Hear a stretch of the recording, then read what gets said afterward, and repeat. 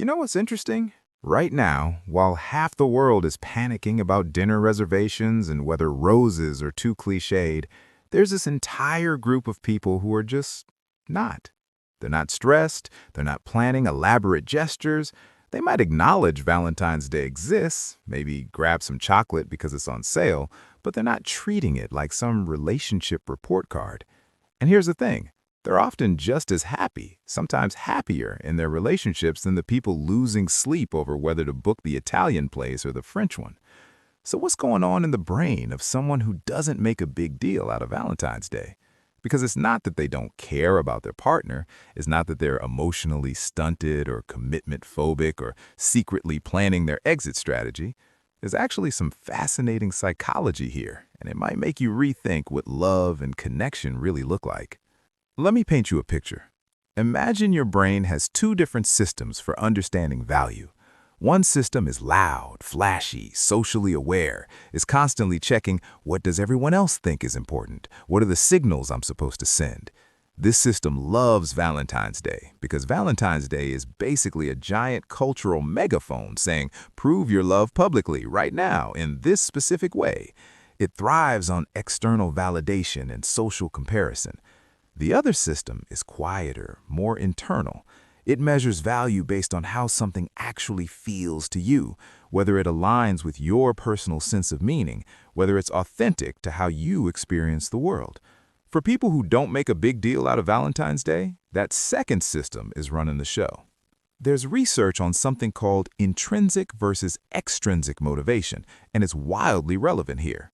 When you're intrinsically motivated, you do things because they matter to you internally, because they bring you genuine satisfaction or align with your values.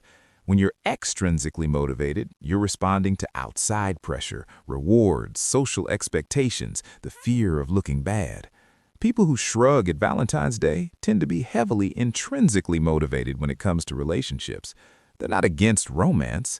They're against performative romance, romance on command, romance that's been pre-packaged and scheduled by greeting card companies and flower delivery services. And here's where it gets really interesting. These folks often show love constantly in small, unglamorous ways that don't photograph well for Instagram. They're the ones who remember you mentioned your favorite snack 3 weeks ago and just casually pick it up at the store. They notice when you're tired and do the dishes without being asked.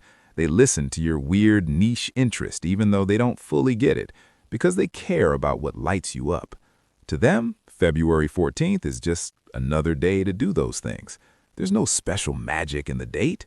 The magic is in the consistency, the everydayness of care. Psychologist John Gottman, who's basically spent his career studying what makes relationships work, talks about something he calls bids for connection. These are tiny moments throughout the day where one partner reaches out, even in small ways, and the other either turns towards them or turns away. The couples who thrive are the ones who consistently turn towards each other in these micro moments, not the ones who plan the perfect Valentine's dinner, the ones who notice the small stuff every single day. People who don't care about Valentine's Day intuitively understand this. They're playing the long game. There's also something about rebellion against commercialization here. Some people look at Valentine's Day and see this manufactured holiday that's been pumped full of capitalist steroids designed to make you feel inadequate if you don't spend enough money or perform romance correctly. And they just opt out. Not out of cynicism necessarily, but out of a desire for authenticity. They want their expressions of love to come from genuine impulse, not from the calendar telling them it's time. There's actually something deeply romantic about that if you think about it. It's saying, I want to love you on my terms, in ways that actually mean something to both of us, not because Hallmark told me to. But let's be honest, there's sometimes another layer.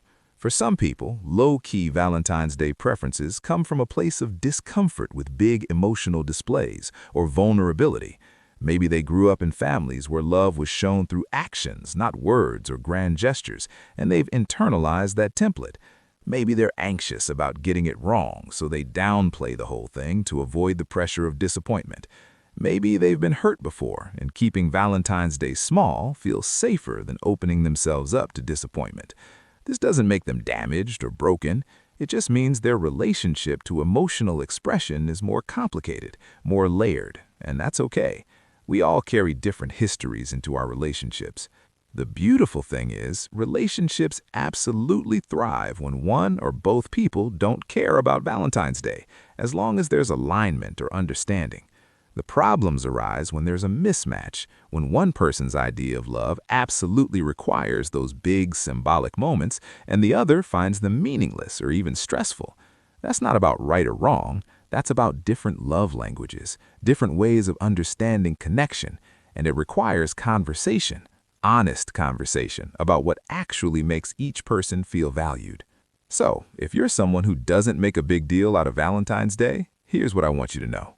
You're not broken. You're not a bad partner. You might just be someone who understands that love isn't about hitting the right notes on command. It's about showing up consistently in the ordinary moments that don't come with chocolates or prefix menus. And if you're with someone who does care about Valentine's Day, that's a chance for communication, for understanding what they need and finding ways to meet them there that still feel authentic to you.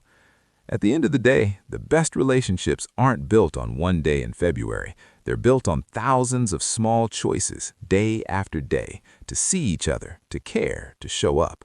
Whether that includes heart-shaped boxes or not is completely up to you.